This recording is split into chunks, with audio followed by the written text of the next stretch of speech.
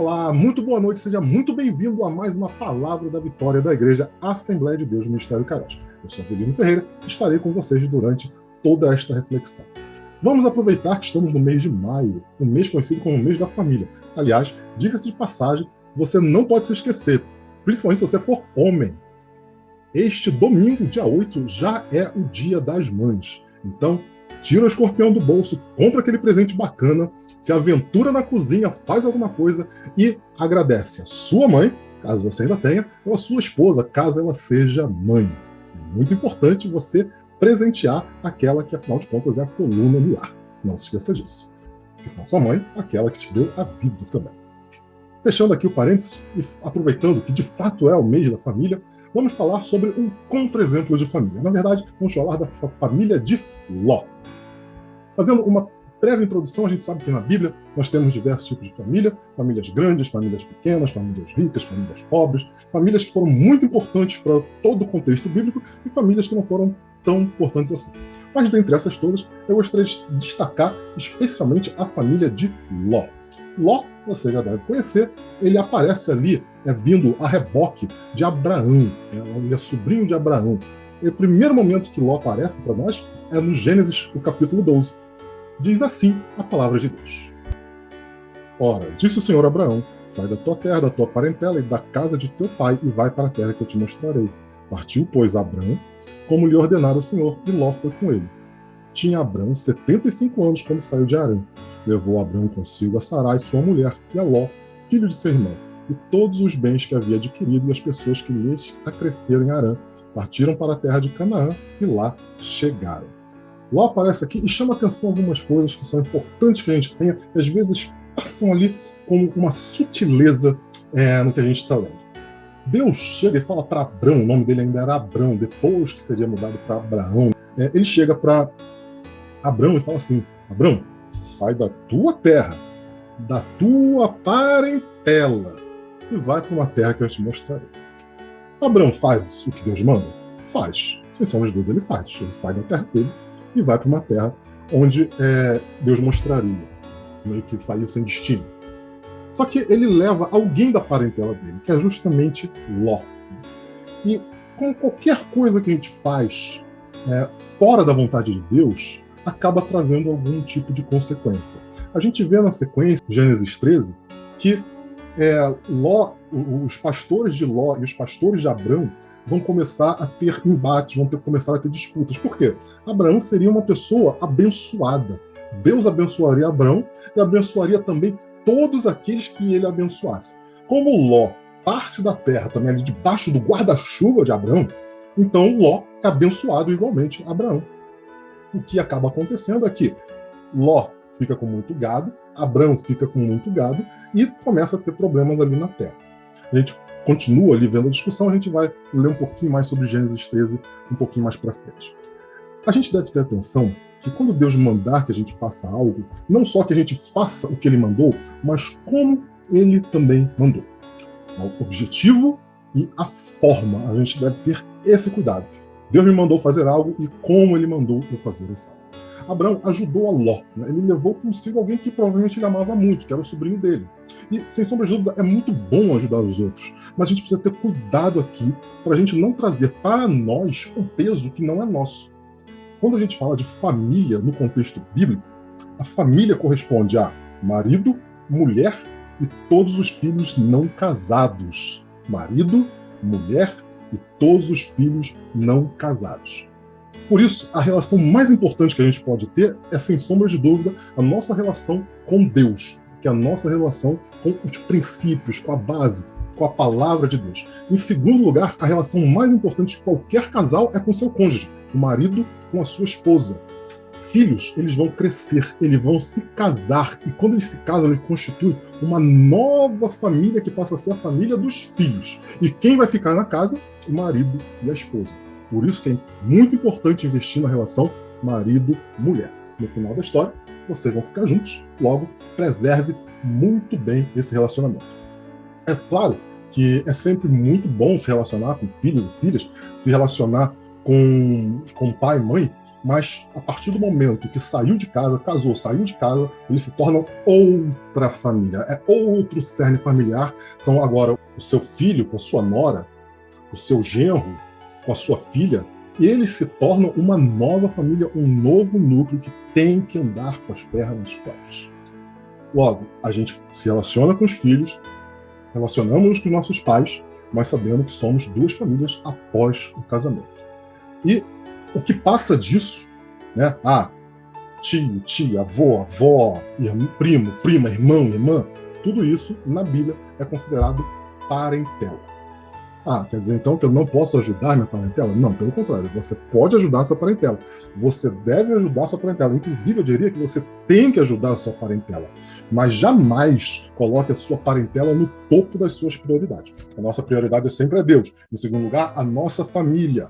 Esposa, marido e filhos não casados. É claro que você vai dar algum suporte para os seus filhos, mesmo quando casados. Depois disso vai vir justamente o que passar disso, o que a gente considera na Bíblia como parentela. Então, temos aqui a primeira lição. Faça o que Deus mandar e como Deus mandar. E saiba o que é o núcleo familiar, marido, esposa e filhos não casados. E saiba que quando os filhos se casam, eles se tornam um novo núcleo familiar. Você pode ajudar a sua parentela, você deve ajudar a sua parentela, você tem que ajudar a sua parentela, mas não pode ser a sua prioridade. A nossa prioridade, sempre com Deus. Em segundo lugar, o cônjuge, né, direto, esposo, marido. Em terceiro lugar, filhos. Depois vai vir os seus parentes na fé e a sua parentela também. No momento em que os pastores de Ló começam a entrar em atrito com os pastores de Abrão, a gente vê ali um momento que Abrão se liga no problema que ele criou sem querer. Olha, ele chega para Ló e fala assim, não dá para a gente ficar junto. Nosso gado é muito, toda a terra está na nossa frente, você escolhe um lado e eu vou escolher o oposto. Você, embora seja mais novo, embora Abrão tivesse ali no papel de sacerdote, no papel de liderança, ele abre mão e fala assim, Ló, você vai escolher primeiro o que você quiser. E o que Ló escolhe? Isso está lá em Gênesis 13. Houve contenda entre os pastores do gado de Abrão e os pastores do gado de Ló. Nesse tempo, os cananeus e os fariseus habitavam essa terra. Disse Abrão a Ló, não haja contenda entre mim e ti, e entre os meus pastores e os teus pastores, porque somos parentes chegados. Acaso não está diante de ti toda a terra? Peço-te que te apartes de mim. Se fores para a esquerda, irei para a direita. Se fores para a direita, irei para a esquerda. Levantou Ló os olhos e viu toda a campina do Jordão, que era toda bem regada, antes de haver o Senhor destruído Sodoma e Gomorra. Ou seja, Ló está olhando para Sodoma e Gomorra. Como o jardim do Senhor, ele achou que Sodoma e Gomorra era tão belo que se comparava ao jardim do Senhor. Como a terra do Egito, como quem vai para Zoar. Então Ló escolheu para si toda a campina do Jordão e partiu para o Oriente. Separaram-se um do outro. Habitou Abrão na terra de Canaã e Ló nas cidades da campina, e armando as suas tendas até Sodoma. Ora, atenção, os homens de Sodoma eram maus e grandes pecadores contra o Senhor. Ló olha para a terra de Sodoma, vê uma terra belíssima, vê uma terra linda ali, por perto do Jordão, ou seja, terra regada, terra boa, terra bonita, terra que vai botar gado, vai poder plantar, vai poder viver. Só tinha um detalhe que ele não se atentou. Ali haviam as pessoas de Sodoma, os sodomitas. E lá eram pessoas muito ruins perante o Senhor, com costumes muito torpes, que a gente vê na sequência da história. Ló olhou o que tinha de melhor à vista. E aí vem o nosso segundo aprendizado importante. Não olhe apenas para o que é visível, mas também as entrelinhas, os detalhes do que está sendo mostrado para você. E muitas das vezes a gente se encanta. Como Ló ficou encantado com aquelas terras bonitas, ele só ignorou o mal que ali estava. E muitas das vezes a gente tem essa mesma coisa quando nós somos oferecidos com coisas que encantam os nossos olhos. Um emprego maravilhoso, uma oportunidade única de ganhar dinheiro rápido, uma mudança para um novo endereço a um custo baixíssimo, uma noite de sexo avassaladora com uma mulher ou um homem que seja incrível. Enchem os nossos olhos, mas fazem a vontade de Deus. É essa a vontade de Deus para a sua vida? A pergunta que a gente sempre deve fazer é: essa oferta é muito boa, mas é isso que Deus quer para mim? É isso que Deus exige de mim? Essa oportunidade vai ao encontro da vontade de Deus ou vai ao encontro da vontade do meu coração? Eu posso ter um emprego incrível, mas que afasta de Deus, que não permita que eu, por exemplo, tenha um dia para cultuar o meu Deus. Com o tempo eu vou esfriar, vou achar que a igreja não é importante, para que ler a Bíblia, afinal eu tenho que trabalhar, senão eu não ganho dinheiro. E com o tempo você sai da terra prometida e entra em Sodoma e Gomorra sem se ligar. Ah, essa oportunidade maravilhosa aqui de ganhar dinheiro rápido. Essas oportunidades podem levar as economias da sua vida e, dependendo do tamanho do buraco que você se mete, você ainda vai ter que visitar a prisão pelo outro lado da grade, ou seja, você vai passar a morar numa cadeia. Nunca se sabe em que tipo de enrascada a gente pode estar se metendo. Ah, essa morada aqui, esse novo endereço bacana, bairro bacana aqui, custo baixíssimo. E aí o real custo vai se apresentar ao longo do tempo. Reformas, barulho, o que foi prometido ter, não tem. Ah, não. Uma noite de sexo avassaladora. Uma noite de sexo avassaladora com uma pessoa incrível, ela vai te prender, essa pessoa, teu desejo, e não foi aquela pessoa que Deus escolheu para você. Se você for casado, então, pode ser que essa noite avassaladora de sexo, que atenda à vontade do seu coração, fulmine a sua família, assim como Sodoma e Gomorra foram fulminadas por Deus. Muito cuidado, porque é necessário que a gente vá além do que está sendo visto, além do que os nossos olhos conseguem enxergar. Precisamos pedir a Deus sempre para ter uma visão espiritual, para que nós enxerguemos a vontade dele nas nossas vidas e não satisfazer apenas a vontade do nosso coração. Ló não viu isso e vai pagar um preço. Analisando especificamente a família de Ló, a gente não consegue precisar o momento do casamento de Ló, isso não aparece na Bíblia. O fato é que no momento que ele se separa do tio dele, Abrão, ele não aparecia casado, porque a esposa dele não aparece até ali. No momento que está lá em Sodoma e Gomorra, aí sim é o momento que aparece a mulher de Ló. É provável e muito possível que a mulher de Ló fosse daquela cidade, daquela região ali, de Sodoma e Gomorra, ou seja, uma pessoa que estava acostumada àquele contexto ali, aos costumes que haviam em Sodoma e Gomorra e arredores. E é claro que Ló, na função de cabeça do lar, homem da casa, sacerdote da sua família, a obrigação dele era apresentar o Deus Altíssimo para sua esposa e para suas filhas. Ele tinha 2 filhas. Só que a gente não vê isso. A gente não vê isso e a gente pode pensar, mas poxa, Avelino, estamos sendo muito duros com Ló, porque Ló vem muito antes de Moisés escrever as leis.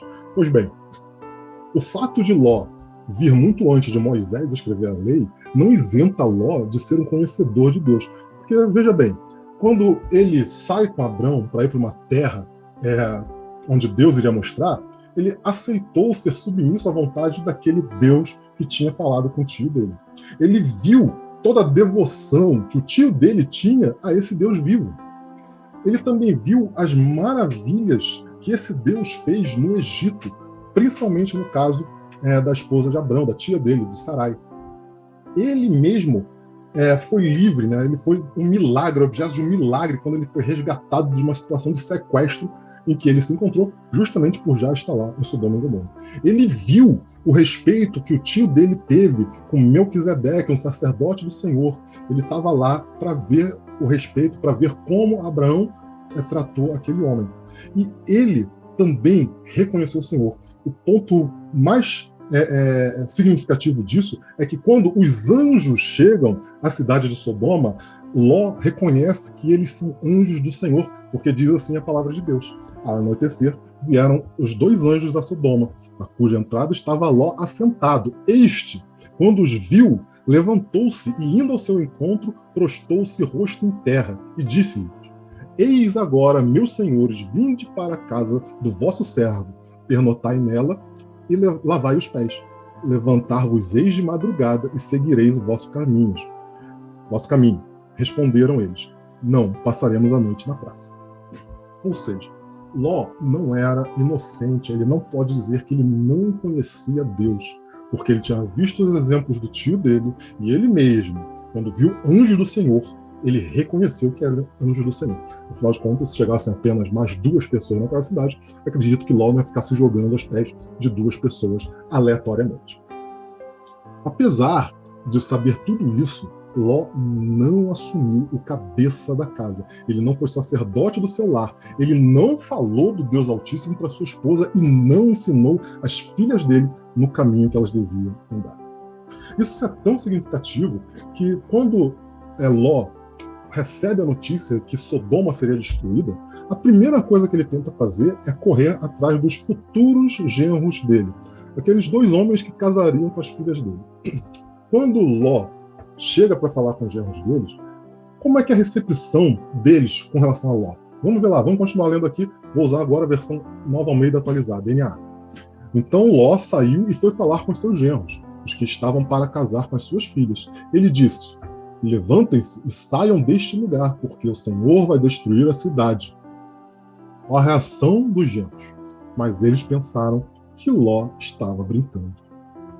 Veja como é sério aqui. Ló reconhecia, Ló sabia que existia um Senhor. Ele já tinha visto os milagres. Ele já tinha visto como o tio dele interagia com esse Senhor. Ele mesmo já tinha sido alvo de uma libertação ali, de um sequestro, de um milagre de Deus, que a princípio seria impossível quando a gente pega os números, né, aos olhos humanos. Mas ele foi alvo de um milagre de Deus. Mas ele nunca falou disso para ninguém. Tanto que quando ele chega para falar com os genros dele, a reação é de que, cara, você está brincando, né? Quem é esse Senhor? Quem é esse Deus Todo-Poderoso? Ele nunca falou. E como ele nunca falou, as pessoas não sabiam nem o que era, né? Mal comparando, é como se aquele seu colega, aquele seu amigo, que nunca leu a Bíblia, né, nunca frequentou uma igreja, chegasse para você agora e falasse: olha, o Senhor me revelou tal coisa, começasse a falar ali uma profecia. Poderia ser verdade? Sim, poderia. Deus usa quem ele quer, e quando ele quer e como ele quer. O grande desafio aqui seria muito difícil você acreditar, porque aquela pessoa nunca teve uma experiência com Deus, nunca te falou de Deus, e de repente, do nada, ela surge para falar disso. Não é que a pessoa apareceu do meio da rua, eram os genros, era uma relação ali de futuro genro e futuro sogro. E como ele nunca havia falado desse Senhor, os genros dele falaram: cara, você tá doido, você nunca falou desse cara, e a primeira vez que você fala desse cara, você tá falando que ele vai destruir tudo? Ah, fala sério. E acharam que ele tava brincando. E seguiram a vida deles. E continuaram assim. A gente vê que Ló não falou desse Senhor, desse Deus Todo-Poderoso, nem para sua própria esposa. O fato da mulher de Ló olhar para trás para virar uma estátua de sal, mesmo quando os anjos do Senhor tinham dito não olhem para trás, é um significado de que aquela mulher estava apegada ainda à cidade, ao estilo de vida que Sodoma tinha, que Sodoma oferecia. Ela olha para trás meio que desejando estar naquele local ali, não entendendo exatamente o que está acontecendo. O que não é de se estranhar tanto, porque Ló, embora ele devesse ter cumprido o papel dele de sacerdote apresentado a Deus, ele não fez. Então a mulher dele literalmente não sabia o que estava acontecendo. A única coisa que ela pôde fazer foi olhar para trás, ver a cidade que ela amava, que morava no coração dela sendo destruída, e contrariou a voz do Senhor, e por isso sofreu a punição de virar uma estátua de sal. E finalmente a gente vê ali a questão das filhas de Ló, que vão cometer uma grande abominação, que será mais tarde escrita na lei de Moisés, para, olha, fique claro que isso aqui não é para acontecer. Elas vão embriagar o pai delas, vão dar bebida para Ló, até Ló ficar literalmente doidão. Ló fica doidão e elas se deitam, elas praticam incesto com Ló.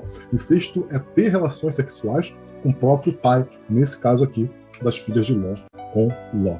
Provavelmente, o que elas estavam fazendo ali era uma prática comum em Sodoma, né? Lembra que logo quando os anjos chegam a Sodoma, o que os sodomitas queriam fazer, inclusive essa palavra ainda é utilizada no jargão popular até hoje, o que eles queriam fazer era ter relações sexuais com os anjos, com aqueles homens, que eles viam homens, né? Eles não entenderam que eram anjos. Eles queriam ter relações sexuais com aqueles homens.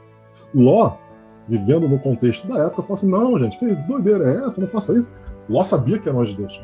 Pega minhas filhas. Um total desprendimento com relação às reais vontades de Deus para a família.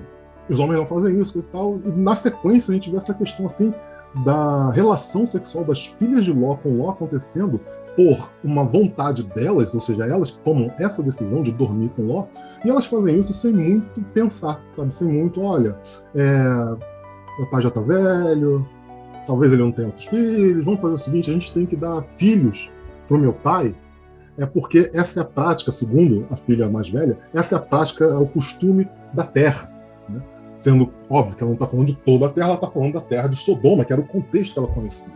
Então elas encararam aquilo ali com uma certa naturalidade, algo que era abominável aos olhos de Deus, Mas como Ló também nunca tinha dito das vontades de Deus para elas, elas continuaram se comportando como se em Sodoma estivessem. Então elas vão deitar com Ló, vão ter filho com Ló, vão criar dois grandes problemas para todo Israel. A gente vê um pouquinho mais à frente. A mais velha vai dar luz a Moabe, que é os Moabitas. Você vai ver eles futuramente lá nas histórias de Davi, nas histórias de Josué, que era a galera que ficou morando em Canaã.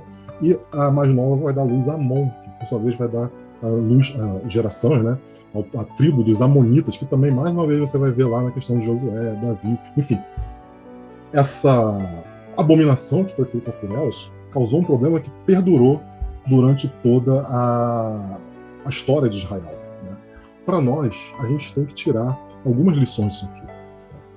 A primeira lição é que não optar por alguma coisa é optar por alguma coisa. Não decidir é decidir.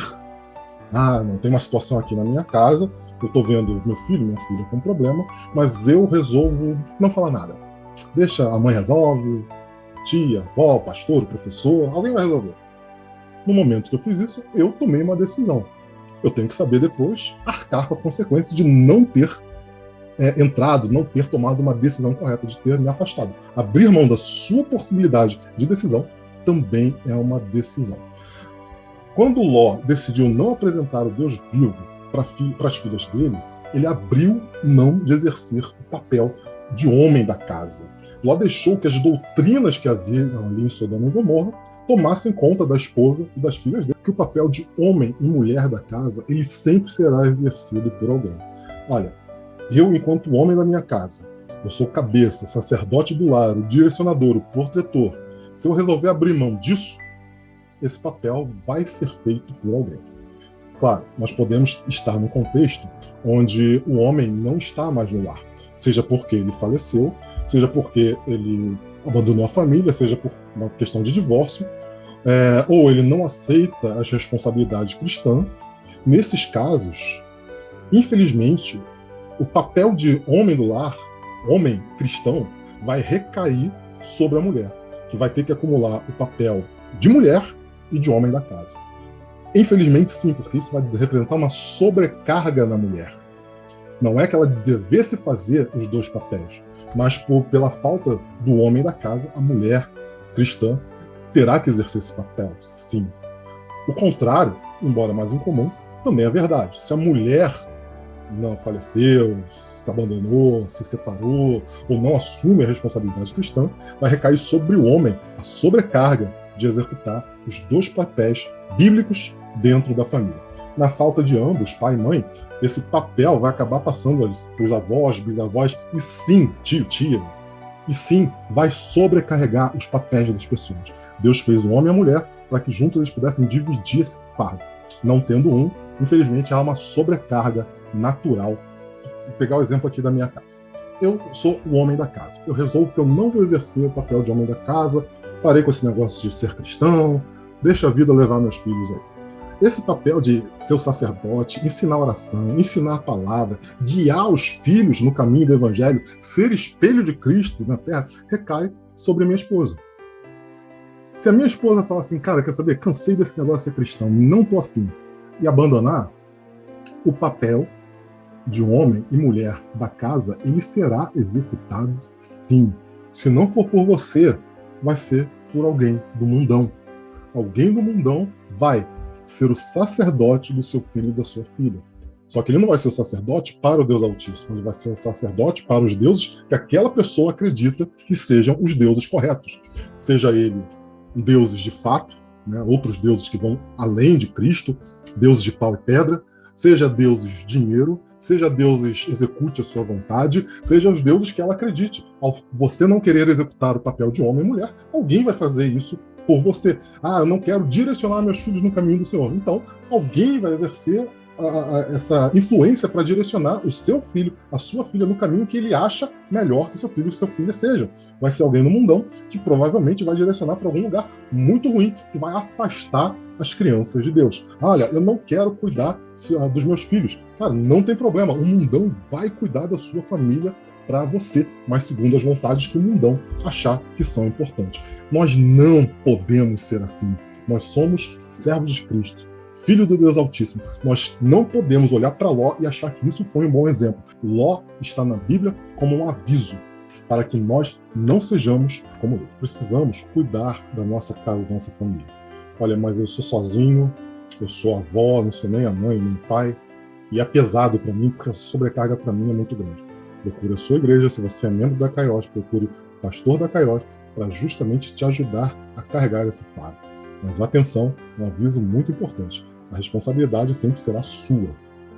O que a tua igreja fará será te auxiliar para que esse fardo, para essa sobrecarga, não fique tão pesado. Não sejamos como Ló.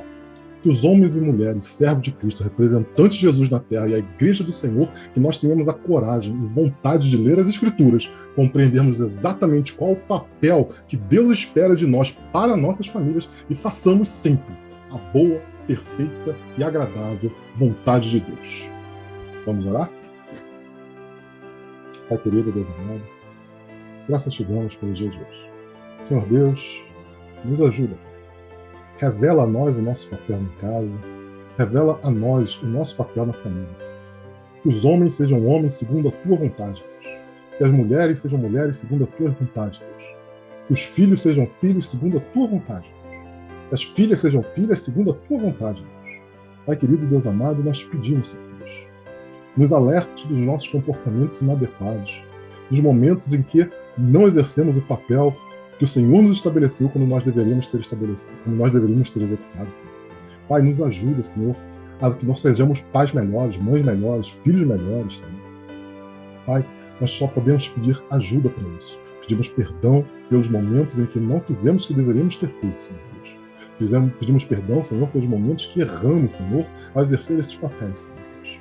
Pedimos perdão, Senhor, aos momentos que nós escolhemos não exercer, Senhor Deus. Pai, continue nos ajudando, nos direcionando, nos guiando para a sua boa, perfeita e agradável vontade. Muito obrigado por tudo, em nome de Jesus. Amém. Não se esqueça, este domingo, 9 horas da manhã, temos a Escola Bíblica Dominical e, na sequência, 10h15, o culto especial para o Dia das Mães. Não se esqueça, é Dia das Mães. Está na hora de tirar o escorpião do bolso, comprar aquele presente bacana e se aventurar na cozinha, porque ir para restaurante esses dias costuma ser bem chato. Não leve a sua mãe, não leve a sua esposa para um programão. Leve a sua esposa, a sua mãe, para um lugar que seja muito agradável para que ela tenha um bom dia e para que a gente possa comemorar mais esse domingo que a gente tem com elas. Nos vemos lá, até domingo.